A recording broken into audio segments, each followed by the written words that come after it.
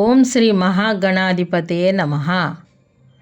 హరివంశ మహత్యములో పద్మపురాణ మందలి 5వ అధ్యాయము. 9 రోజుల పారాయణము ఉద్యాపనము. వైశంపాయనుడు ఇలా చెప్పాడు. ఇలా వ్రతము చేసి ఉద్యాపనము ఆచరించాలి. ఫలితము కోరు భక్తులు ఈ వ్రతము యొక్క ఉద్యాపనము కృష్ణాష్టమి వ్రతోద్యాపనములాగా చెయ్యాలి. వ్రతము చేసిన వారు డబ్బులు లేని వారైతే వారు ఉద్యాపనము చేయనక్కరలేదు. వారు కథను వినుట చేతనే పవిత్రులై విష్ణు భక్తులవుతారు. ఇలా 9 రోజులు యజ్ఞము పూర్తి అయిన తరువాత విన్నవారు హరివంశ పురాణ పుస్తకానికి కథ చెప్పిన వాడికి భక్తితో పూజ చేయాలి. ప్రసాదము తులసిమాలలు విన్నవారికి సమర్పించాలి. తర్వాత మధ్యల తాళములతో అందమైన సంకీర్తన చేయాలి. జయ శబ్ద నమస్కార శబ్దములు పలికి శంఖము పూరించాలి. బ్రాహ్మణులకు యాచకులకు ధనము భోజనము పెట్టాలి. కథ విన్న తర్వాత లక్ష్మీదేవితో కూడిన శ్రీహరి యొక్క బంగారు మూర్తిని దానము చేయాలి. బిచ్చగాళ్లకు వస్త్రం ఇయ్యాలి.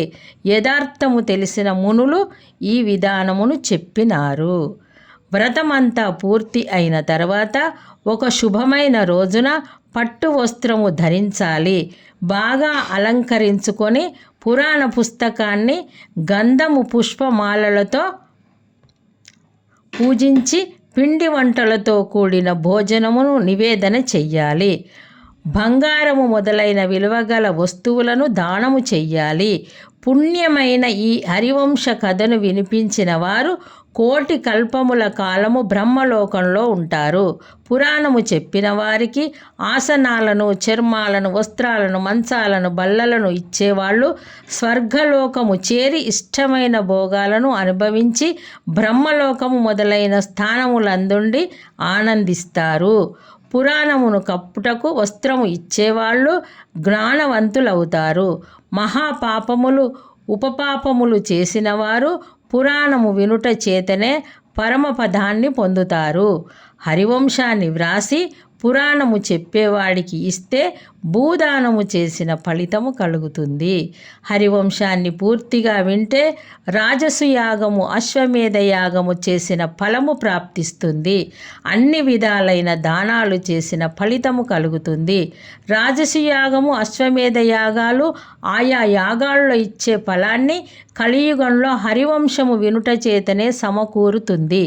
శ్రద్ధ కలిగి ఆస్తికుడైన వాడు ఇంద్రియ నిగ్రహము కలవాడై హరివంశాన్ని ప్రారంభిస్తే పాపాలు వణికిపోతాయి, విఘ్నాలు మండిపోతాయి. హరివంశము మొదలుపెట్టి పూర్తి చేసిన వాడిని తాకితే చూచినప్పటికీ విష్ణుమూర్తిని చూచిన ఫలము కలుగుతుంది. హరివంశము విన్నవాడికి 3 జన్మల పాపాలు నశిస్తాయి. కోరిన ఫలము ప్రాప్తిస్తుంది. హరివంశ కథను వినాలని కోరిక కలిగితే వాడు మహాపుణ్యాత్ముడని గ్రహించాలి. అన్ని పురాణాలు, వేదాలు, ధర్మశాస్త్రాలు హరివంశ పురాణంతో ముడిపడినట్లుగా వ్యాస మహర్షి రచించాడు. పౌరాణికుడు పాపాత్ములకు వేదములను, పురాణ ధర్మశాస్త్రాలను నిందించే వారికి వినిపించకూడదు. పురాణము విని సంతోషించిన మనస్సుతో పౌరాణికుని పూజించాలి.